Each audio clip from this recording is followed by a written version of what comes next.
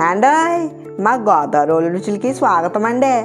ఈరోజు మా అమ్మ నోరూరించే చెరువు చేపల పులుసు చేసిందండి. దీని రుచి అమోఘమండి బాబు. మా గోదావరి ఈ చెరువు చేపల పులుసుని వండుతారండి, అదిరిపోద్దండి టేస్ట్.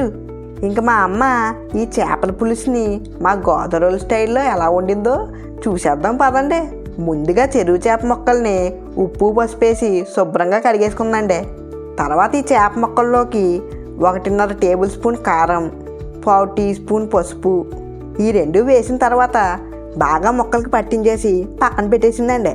తర్వాత స్టవ్ మీద దాక పెట్టి తగినంత ఆయిల్ వేసిందండి. మర్చిపోయానండి, చేపల కూరకి కొంచెం ఆయిల్ ఎక్కువే పడాలంటండి, సూపర్ టేస్ట్ ఉంటుందంట మా అమ్మ చెప్తూ ఉంటుంది. తర్వాత కోసి పెట్టుకుని ఉల్లిపాయ పచ్చిమిర్చి వేసి ఓసారి వేయించేసిందండి. ఉల్లిపాయలు దోరగా వేగాక అల్లం వెల్లుల్లిపాయ పేస్ట్ వేసి పచ్చివాసన పోయేంత వరకు వేయించేసిందండి. తర్వాత పక్కన పెట్టుకున్న చేప ముక్కల్ని ఒక్కొక్కటిగా వేసుకుని కొంచెం నీళ్ళు వేసుకుని కొంచెం సేపు ఉడికించిందండి. తర్వాత కొంచెం కరివేపాకు, కొన్ని బెండకాయ ముక్కలు వేసిందండి.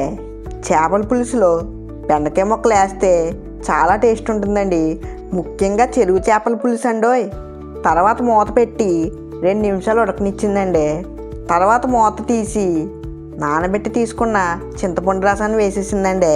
అలాగే రుచికి తగినంత ఉప్పు వేసి మూత పెట్టి 3 నిమిషాలు ఉడికించుకుందండి.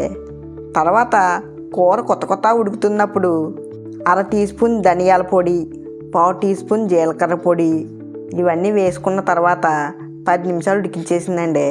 చివరిలో పులుసు దగ్గరికి అయ్యాక కొంచెం కొత్తిమీర వేసుకుని స్టవ్ ఆఫ్ చేసేసుకుందండి. అంతేనండి, మన గోదావరి స్టైల్లో గుమ్మగుమ్మలాడే చేపల పులుసు రెడీ అండి బాబు. ఈ చేపల పులుసు ఎలా ఉందో కామెంట్ చేయడం మర్చిపోకండి.